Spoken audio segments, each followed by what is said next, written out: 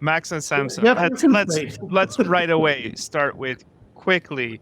Well, not quickly. Well, whatever. But let's go right in with the big question. So Bitcoin Infinity Day is all about celebrating the infinite potential of Bitcoin. What does that mean to you? Max or Samson, one of you go. I'll go. Yes, go, Samson. First, why are you celebrating it 1 week late? It should have been on the 14th of August. Oh, you mean when Segwit 2x was denied? No, everything over 14 million. Oh, yeah. All right. I'm thinking of the 7th, I think, or somewhere earlier in August. You have to fill me in on that. My memory. No, I get what you're getting at, Samson. You mean there's only 14 million in circulation? Is that what you're getting at? There's only 14. But in reality, it's probably way less than that. And nobody knows the exact number. So, yeah, good luck meeting that. We can debate. But I think Infinity Day is really about getting people to understand that everything in the world, all the value in the world is going to be sucked into Bitcoin. Just like Bitcoin is a black hole and all monetary value, all stocks, bonds, gold, all that value that's stored in other stuff, let's call it other stuff, is going to come to Bitcoin. And that's really what this day is all about. Wonderful, Samson. Max, do you have another take, something to add? Yeah, the value of money is the inverse of all the prices in the economy that you can buy with that money. So that's why everything divided by 21 million, 21 million divided by everything.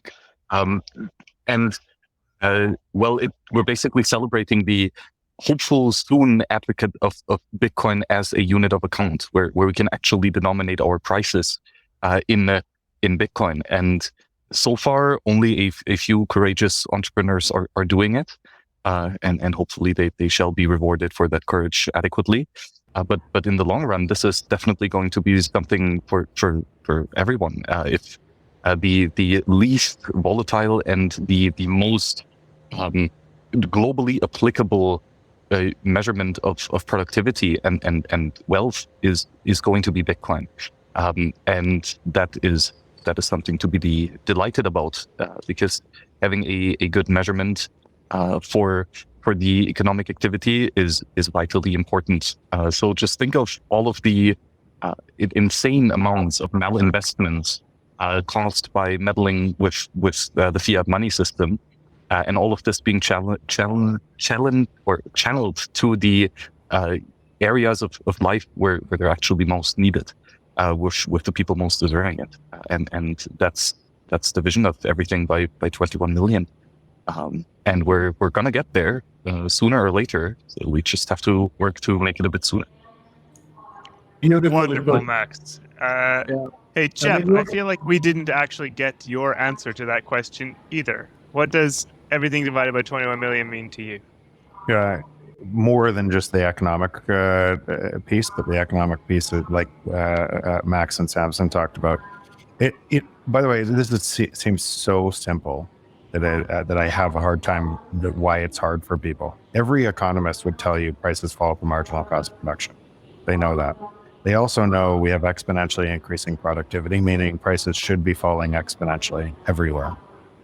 The only thing that could measure that is a system that's stable in number of units. So all it's doing is measuring prices falling as they should, and that transition.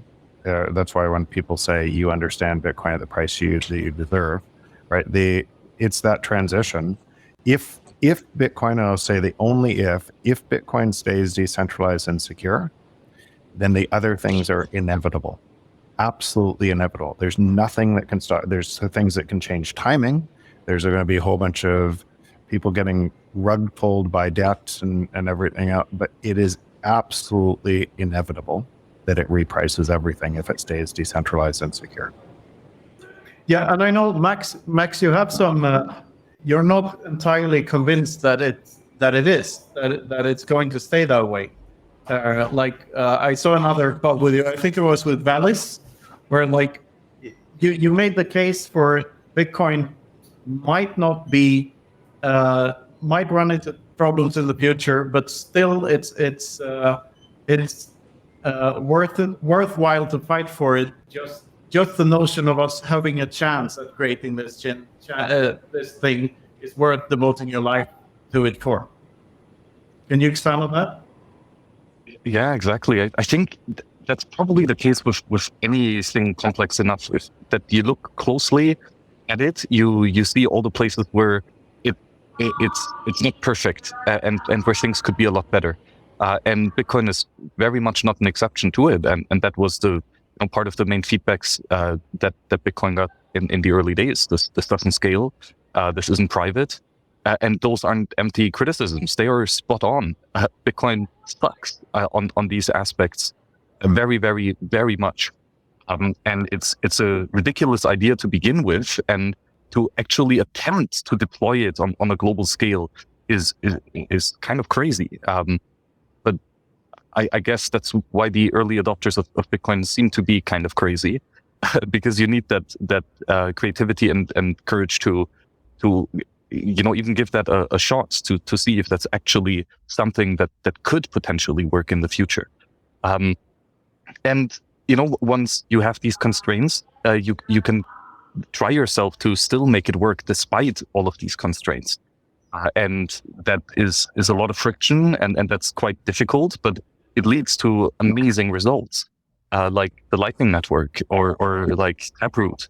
These are insanely great engineering achievements that were made precisely because Bitcoin is so shitty when you look closely at it, that we still have to work on it and improve it.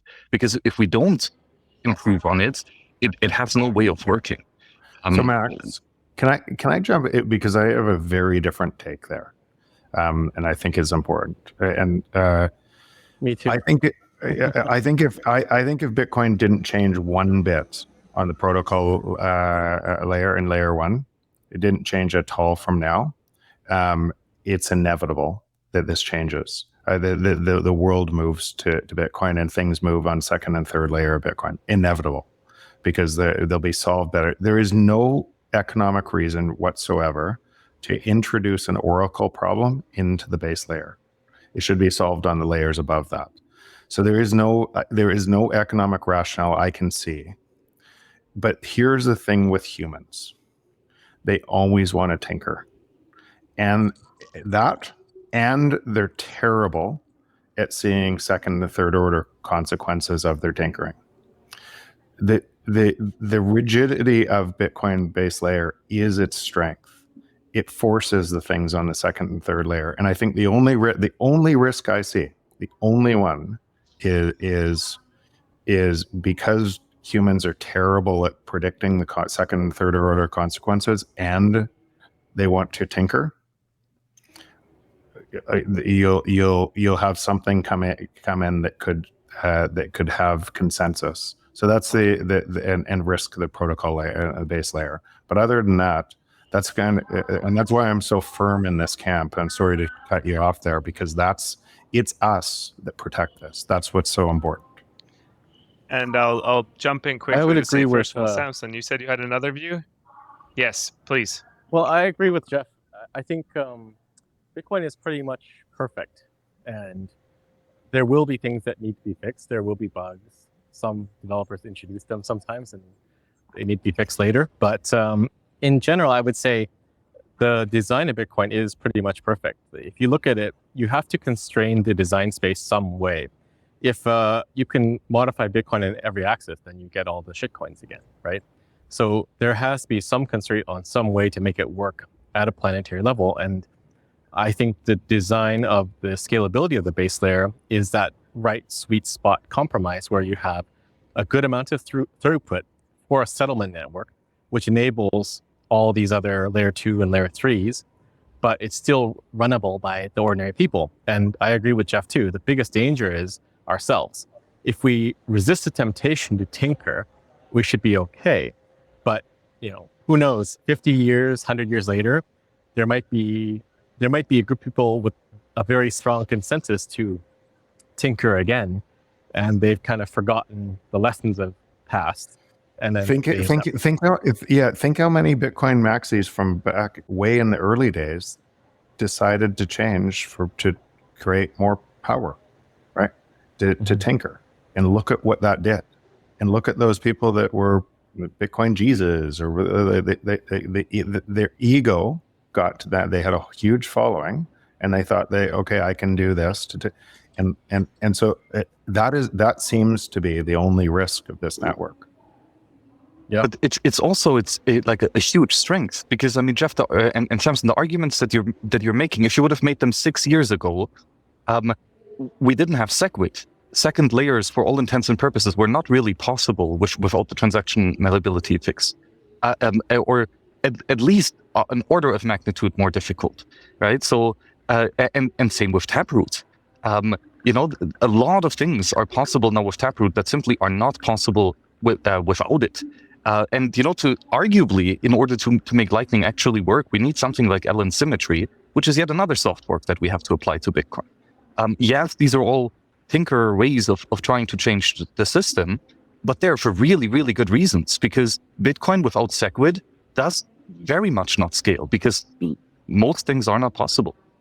So when I think about this, and I remember some of this stuff I get to see is early, and whether it's commercially viable or not, we'll see. But I get to see a lot in this space, kind of and so what I think that if you're seeing the future unfold, if I look at Fediment as an example, and moving things into another layer, they interact with Lightning, that allow different things to happen at a level above that doesn't hurt the protocol layer, that allows this to scale privately, completely privately,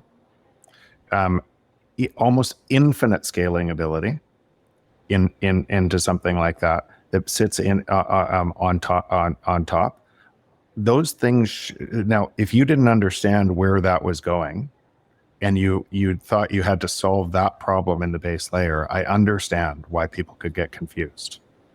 But at least from my viewpoint, those things don't need to be solved at the base layer at all. There's other applications that are moving so fast that are going to be solved, and they're going to solve them way better than they would be solved at the base layer anyways. But there are issues that need to be solved on the base layer, right, Max? Like there's a bug, and by the way, welcome, Giacomo. I have Giacomo have this conversation too, because he's really good at this part of this. Yeah, he's been listening. Have you been listening in, Giacomo?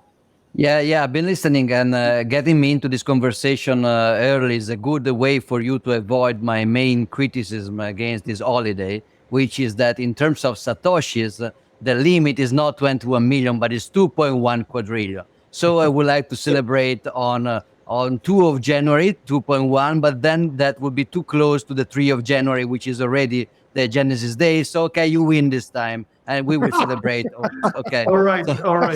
Let's move to... Giacomo, I don't mind if we celebrate on Jan 3rd with us. Jan already celebrated the Genesis. But anyway, I also know that many people already got the tattoo with 21, so we cannot change that. No, it's too complicated. Sorry, guys, I messed it up, and there's no way to hard fork it. The damage is already done. So back to the debate. Maybe user activated soft removal of a tattoo is not a thing, and Well, the good thing is that it's local consensus. Way easier to upgrade your own tattoo. It's a hurt. I mean, it hurts, but you can upgrade it. I'm going to have the Sats Bits debate with you and Adam back later this fall, I believe. Yeah, I'm looking forward to that a lot. But if you've been eavesdropping in this conversation, I'd love your take on it, because I have like every one of my favorite minds in Bitcoin here, except for a bunch of others. Very diplomatic. So yeah. I completely agree with Jeff in principle with this, but at the same time, I will be very happy at this point of my understanding of something like covenants to actually have covenants in Bitcoin. But I agree with Jeff. I explain why. When I first started to barely understand Bitcoin in late 2012, I was lucky enough to immediately see the first reactions, the first critics of Bitcoin, like Alfini himself, and the very first responder to the mailing list, that were pointing out quite early the scalability limits of the Bitcoin design with global consensus. So like this stuff cannot scale.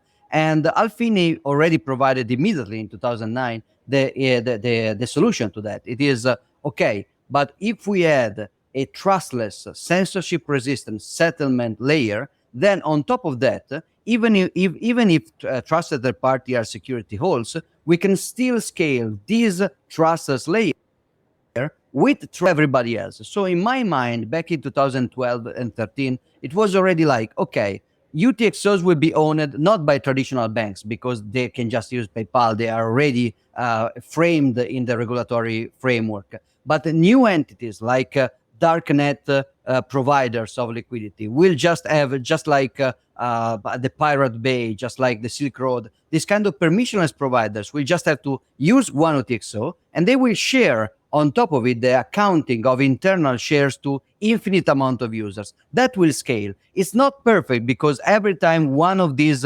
provider will be bust by the government, decide to rug pull, then everybody inside will lose money. So it will be a very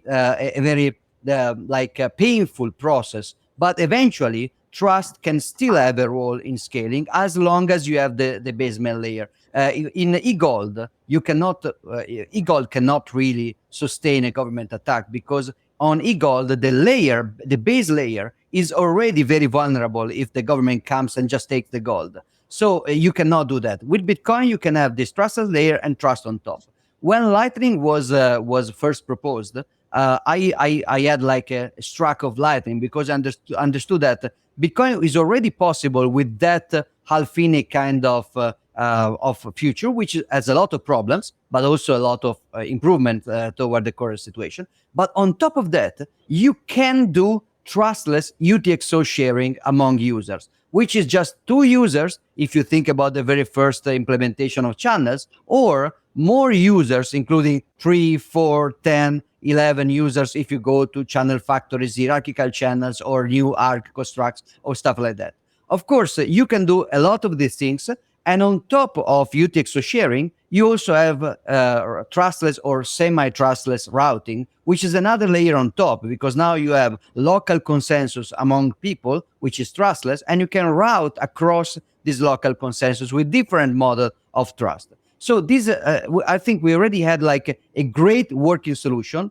And now on top of that, we have UTXO sharing. And on top of that, we have routing, which can reduce the pain of, you still have central entity that can be attacked, like LNP providers, like LSP. You can still have attacks and you can still have failures. But now the pain of the failure of this partial trust is reduced, because if Phoenix, if Async gets attacked or shut down, or they try to rug pull, you don't lose the money on chain. You just lose the possibility to spend, and you have to reopen the channel. So it's still painful, but pain is reduced to a level where it's basically very graceful. So the network can centralize the lot on a few providers. Then the external attack or the internal corruption can come and can re-decentralize the network gracefully compared to the initial Alfini idea. So everything we got from the Alfini idea is just like a gift, which I'm very happy to receive. Now, I see covenants and stuff like that. Like, let's go back to Segwit. Talking with Tadeusz Dria back in 2016, it was clear to him that he made it very clear that Lightning was possible without Segwit. Transaction malleability could be fixed in other ways, but it would just have been, as Max said, an order of magnitude more complex, which also degrades the user experience and also increase the centralization. So UTXO sharing was possible, but Segwit made it easier, better, faster, less dependent UX-wise on a third party. So now we can have channel factories and hierarchical channels and ARCs. No, we still can't have that, right? Multi-party channels are still not a thing, right? No, but we can. Like, they can be a thing. They can be. Not without not forking Bitcoin, right? We need to change. No, you can have multi-party channel in Bitcoin. What is the problem? The level of complexity, because every time, so let's say that we have a channel with 3 people, me, you, and Samson. So now, if Samson's try to scam with an old state, which he would obviously try to do, then it's not fair that I take everything for me to punish him. So now we have to fall back on a channel between me and you, Max, which is basically it requires interactivity. So all the three of us has to do basically 3 rounds of signature every time. If you blow this up to parties of 10 or 1,000, the level of complexity with the requirement of interactivity becomes very, very annoying, which will create reliance of custody. For example, is it possible to receive from Lightning tips when you are offline? Yes, in theory, but it's so complex. Like Roy of Breeze created a prototype 3 years ago to do that. But it's so complex that people right now will just create an Albi account and they will just use Trust because it's easier. So we can do stuff in the hard way if necessary. So I would be more than happy if Covenant will remove the synchronous problem of all this stuff, making more efficient with APO or CTV. So to making easier backups. But yeah, what I disagree with is that we need to fix it, otherwise Bitcoin dies mentality, which is very Roger Ver-like. It creates Giacomo. Yes, sorry. Samson, please go. I gotta go. Sorry, I gotta go because I gotta go. Otherwise, I'm gonna miss my plane. So I just want to comment on all this stuff. I agree with Giacomo. Like everything I've seen recently, it's kind of like Chicken Little, sky is falling. We need to do something because we need this thing. But this thing that they want is never really justified. And just touching back on what Max was saying earlier, like even if we didn't get SegWit, and Giacomo talked about this too, we could still do a lot of scaling. Jeff mentioned Fedimints. You also have Liquid. I don't think that path has been fully explored. If we didn't, like let's say we didn't get SegWit, even though we could still make some sort of Lightning Network with malleability, but we might have gone down a path to do more with sidechains than just Liquid. And I think there's a few others out there too, but that there would be solutions that would be proposed and implemented to address that need. But the key thing here is that we have to understand that there will be solutions that can work around limitations of Bitcoin. And we don't need to say we have to change Bitcoin for a reason. That's basically the red flag for me when someone says we have to change it for something, because there are a lot of ways to accomplish your goals. Yeah. I need to go. So thanks for inviting me. Thank you so much, Samson. Thanks very much, Samson. I like my view on this is like that the only real limit to scaling Bitcoin on other layers than layer 1, at least, is our imagination. Samson, you have our permission to go if you need to go. Just by the See way, you guys. thank you so much. All right. We'll see you next time. Thanks so much, Samson. And we're running out of time fast here, Luke. I think we're only at the. We're already at after hours, so thanks to everyone. And Jeff, I think I know you also said you had to be going. Yeah, I got to run. Thanks, though, guys. Thanks so much, Jeff. We'll stay Thank you. for another couple of minutes with Max and Giacomo because why wouldn't we? And by the way, Max, how far away from Simon? this is my old friend from my sailing days, and he's been orange filled properly, and he By these guys. but and these guys, I hope. Yeah, definitely. And he came to Prague. He decided the last minute to come down to Prague and hang with us there. So yeah, happy to see more people coming in. Whose name is That's your old friend. Knut, can you do the introduction all the way? Yeah, this is Johannes.